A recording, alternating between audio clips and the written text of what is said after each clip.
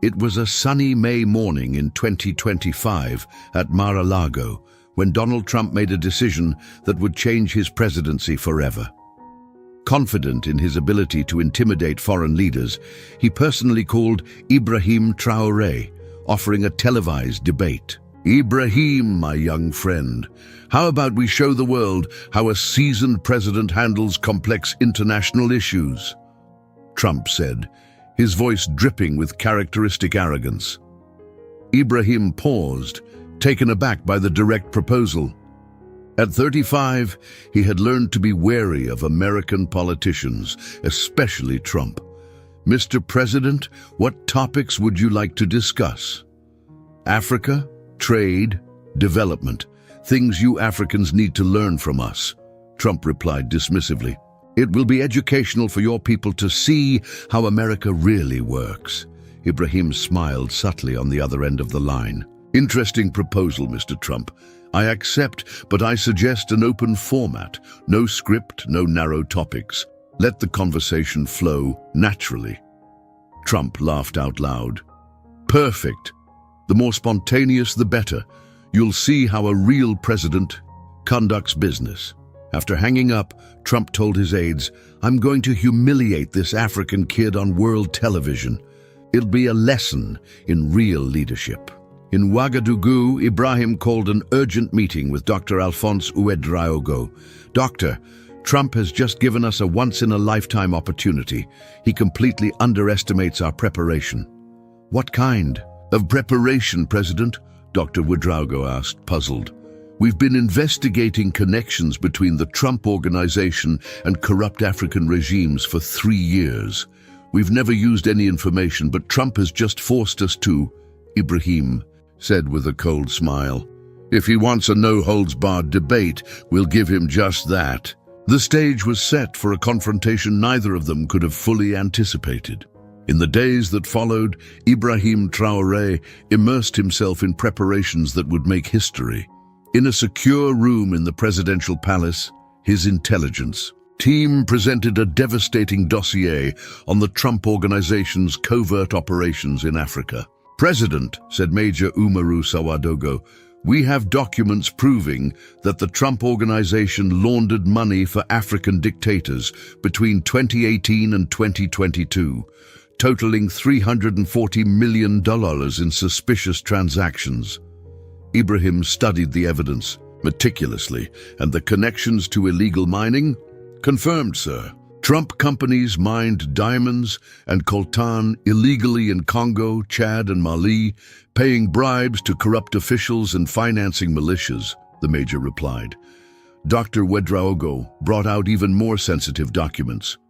"President, we have learned that Trump personally approved an operation in 2021 to destabilize the Malian government in order to benefit from his company's mining concessions." "How many deaths did this operation cause?" Ibrahim asked, his voice thick with controlled indignation. "An estimated 2,300 civilians have died in conflicts financed by the Trump Organization," Dr. Ouedraogo replied grimly. Ibrahim took a deep breath. "And we have irrefutable proof. Audio recordings, bank transfers, emails, documents signed by Trump himself, all verified by 3 independent intelligence agencies," Major Sawadogo confirmed. Meanwhile, in Washington, Trump was preparing in a completely different way. "This is going to be a piece of cake," he told his aides. "Young African versus experienced American president. Please, I'll show him how real business works." His aide tried to warn him. "Mr. President, Ibrahim Traoré has a reputation for being very prepared. He's the president of a country that no one can find on a map." Trump laughed. "How prepared can he be?" If Trump had known what Ibrahim had discovered about his covert operations in Africa, he never would have made that call. The evening of May 25, 2025, arrived with unprecedented global anticipation. CNN had organized the debate, which would be broadcast simultaneously to 89 countries. Anderson Cooper would moderate, ensuring that it would be a fair contest. In the Atlanta studios, Trump adjusted his signature red tie, exuding confidence. Across the world, Ibrahim sat serenely in his presidential office, secret documents neatly arranged in a folder at his side. "Good evening, world," Anderson Cooper began.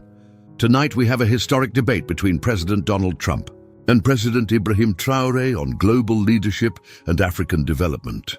The screen split to show Trump in CNN's plush studio and Ibrahim in a simple but elegant presidential setting. "President Trump," Anderson began, "you called this debate. What is your vision for African development?" Trump leaned forward aggressively.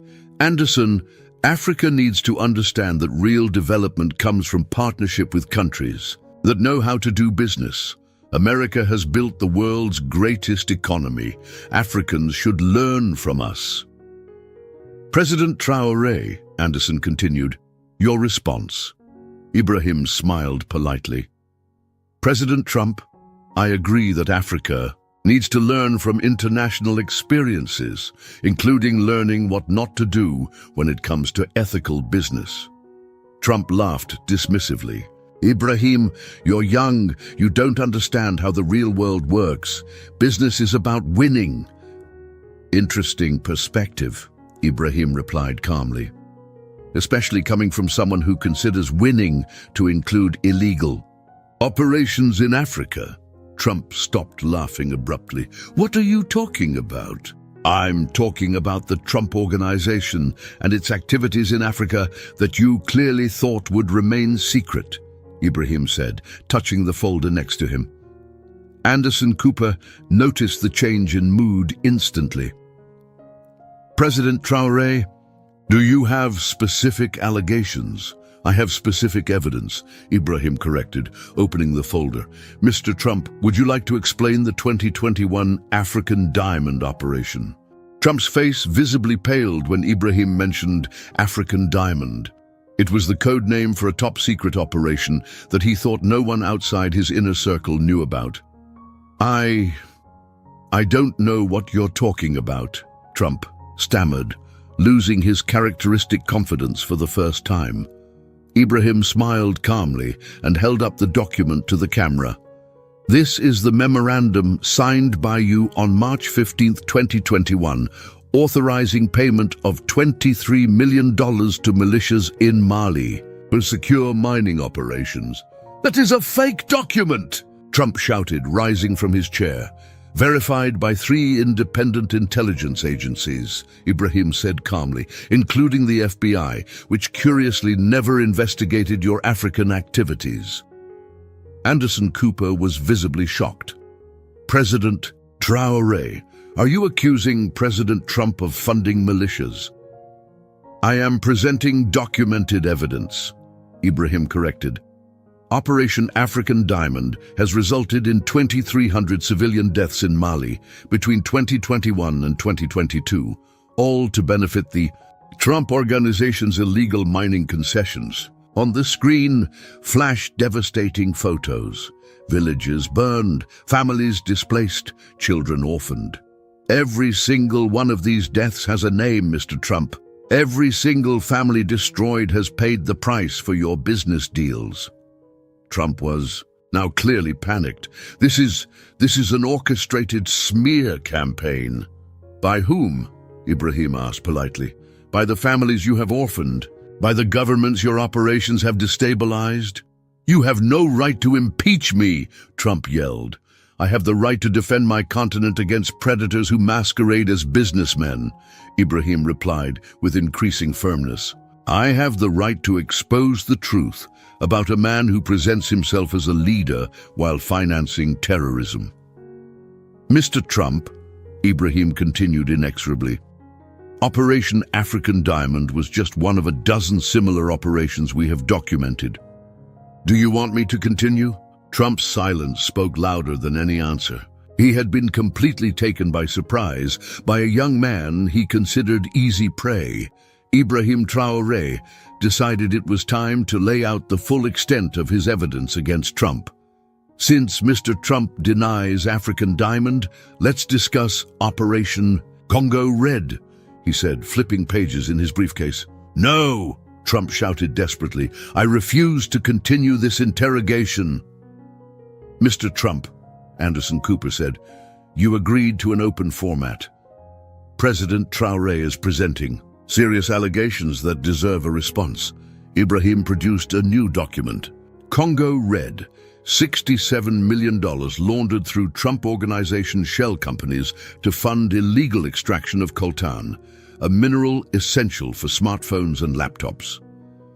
Operation displaced 45,000 Congolese families, destroyed 12 villages, contaminated rivers with mercury, Ibrahim continued relentlessly. All so that the Trump Organization could control 40% of the region's illegal coltan production. Trump tried a desperate defense. "I never authorized." "Your signature is on every document," Ibrahim interrupted, holding up contracts.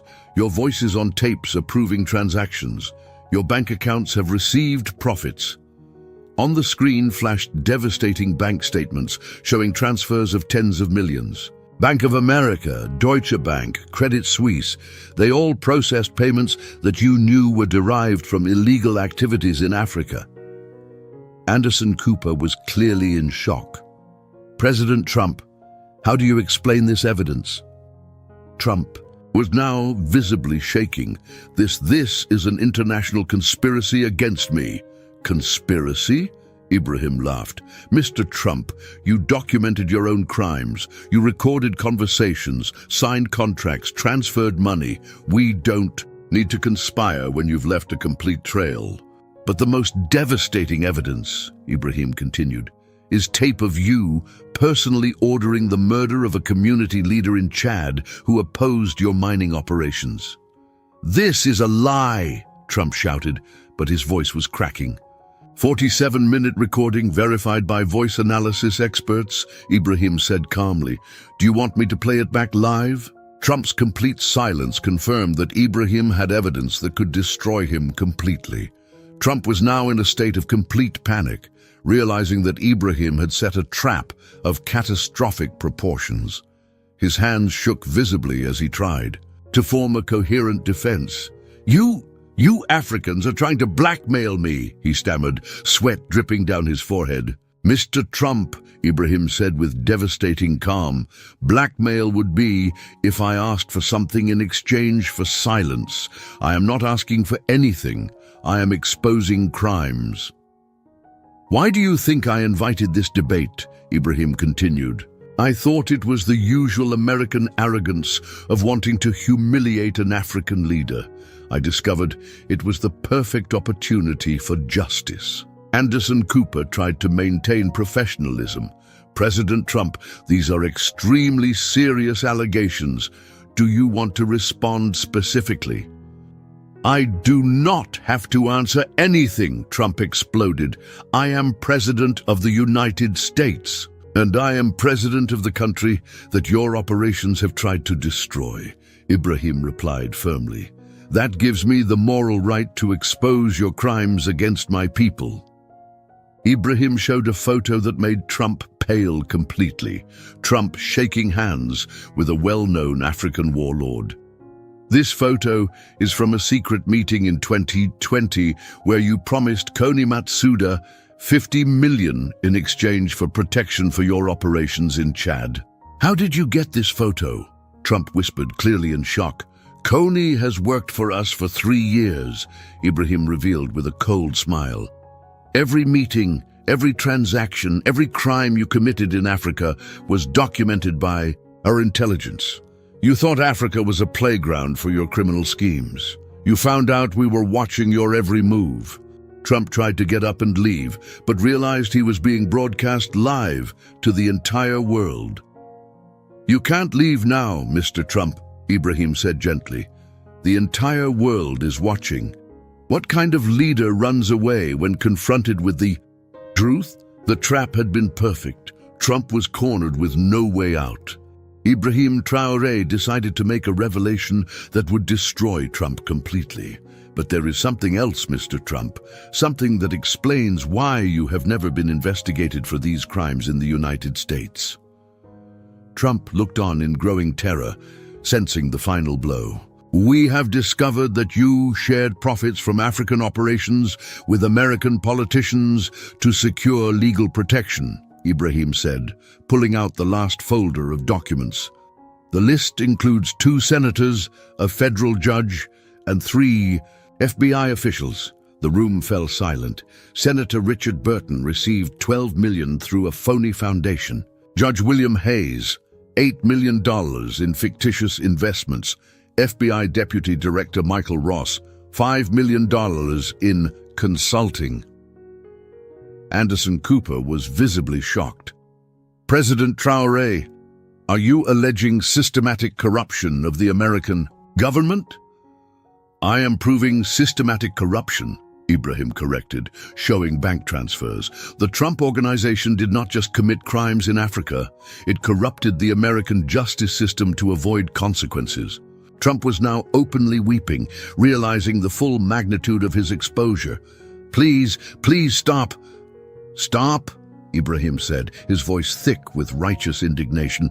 "You want me to stop exposing the truth about the man who financed genocide to profit from minerals? 2,300 families killed in Mali cannot stop their suffering. 45,000 displaced people in Congo cannot stop their pain. Why should I stop seeking justice?" Ibrahim looked straight into the camera. "The world needs to know that some leaders are criminals in disguise, that Africa is not a playground for Western predators. And it needs to know that young African leaders are not afraid to expose the truth, no matter how powerful the criminal." Trump had stopped denying, stopped fighting. He was utterly defeated, exposed for the monster he truly was. "Mr. Trump," Ibrahim said finally, "thank you for this debate. You have given me the perfect platform to educate the world about your crimes." The most powerful man in the world had been torn apart by a 35-year-old he had fatally underestimated. In the hours following the devastating debate, the entire world was in shock. Social media exploded with clips of Ibrahim's revelations being shared billions of times. Daishan Trump crimes and Ibrahim justice went viral instantly. "I have never seen such a complete political meltdown," commented the BBC analyst. "Ibrahim Traoré has just altered world history on live television." In the White House, total panic. The vice president tried to take control while Trump had locked himself in the Oval Office, refusing to speak to anyone. "We need an immediate statement," said the chief of staff desperately. "The president is in a state of complete shock." The U.S. Congress called an emergency session. Evidence presented by President Traoré demands immediate investigation and impeachment, declared the Speaker of the House. "If true, Trump committed crimes against humanity. The FBI has launched a criminal investigation based on evidence presented by Ibrahim. Documents appear authentic," admitted the director off the record. "If verified, it will result in the arrest of multiple federal officials." African countries demanded international tribunals. The African Union voted unanimously to prosecute Trump for war crimes. "Africa united demands justice," declared the AU chairman. "Global financial markets collapsed. American political instability is unprecedented," reported the Wall Street Journal. "Investors are fleeing American assets in droves." NATO called an emergency meeting to question American leadership. "How can we trust an ally whose leader is a war criminal?" asked the French president. In a supreme irony, countries Trump had attacked offered Ibrahim protection. "President Traoré showed exceptional courage by exposing the truth," said Putin. "Russia guarantees his security." China offered similar protection. Courageous leaders deserve protection from retaliation by criminals. Ibrahim had transformed overnight from a relatively unknown president to a global hero of justice, while Trump became an international pariah. A week after Ibrahim's devastating expose, Trump's situation had deteriorated beyond recovery. Impeachment was approved in record time with massive bipartisan support. "The evidence is irrefutable," said the Republican leader. "We cannot defend crimes against humanity." The FBI arrested a dozen corrupt officials identified by Ibrahim, including a senator and a federal judge. Operation Cleanup, based entirely on evidence provided by President Traoré, confirmed the Attorney General. The Trump Organization collapsed. Banks cancelled loans, business partners fled, properties were seized for reparations. The biggest political and financial collapse in American history, reported Forbes. African countries filed trillion-dollar lawsuits for damages. "Trump owes reparations to every family his operations have destroyed," said a lawyer representing victims. Even more devastating, the Trump family began distancing itself. "We cannot be associated with a war criminal," Eric Trump said in a statement. "We are shocked and disgusted." Melania filed for divorce immediately. "I had no knowledge of the crimes," she said in an exclusive interview. "Ibrahim Traoré opened my eyes to the monster I married." Trump tried to flee the country, but his passport was confiscated. "Extreme flight risk," said a federal judge, "evidence of multiple crimes in international jurisdictions." Meanwhile, Ibrahim was receiving worldwide honors. "President Traoré saved Africa from a predator masquerading as a leader," said Archbishop Tutu. "Exceptional moral heroism." The Nobel Peace Prize Committee announced a special award for courage in exposing crimes against humanity and advocating justice for African people. A month after the debate, Trump was indicted on 347 federal charges and faces extradition to The Hague for war crimes. Ibrahim had turned hunter into hunted with surgical precision. "Sometimes," reflected Ibrahim in an interview, "predators forget that prey can fight back." A year after Ibrahim Traoré exposed Trump's appalling crimes live on world television, the geopolitical transformation was complete. Trump was serving a life sentence in a federal penitentiary, convicted of crimes against humanity and systematic corruption. Ibrahim had become the most respected figure in international politics, a global symbol of justice and moral courage. He was in Geneva, addressing the UN General Assembly on a new era of international accountability. A year ago, the world discovered that the leader of the world's greatest power was a war criminal, he told delegates from 193 countries. "Today, we have proven that justice has no borders, that powerful people are not above the law." Applause echoed for 10 minutes. African delegates wept openly, finally seeing justice for crimes against their people. The Trump case has set a precedent. International criminals will be prosecuted regardless of position or power, Ibrahim continued. The era of impunity is over.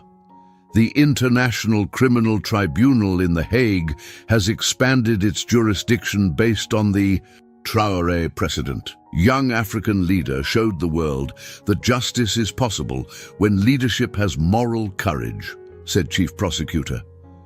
America had elected a new president who promised to rebuild trust through transparency and accountability.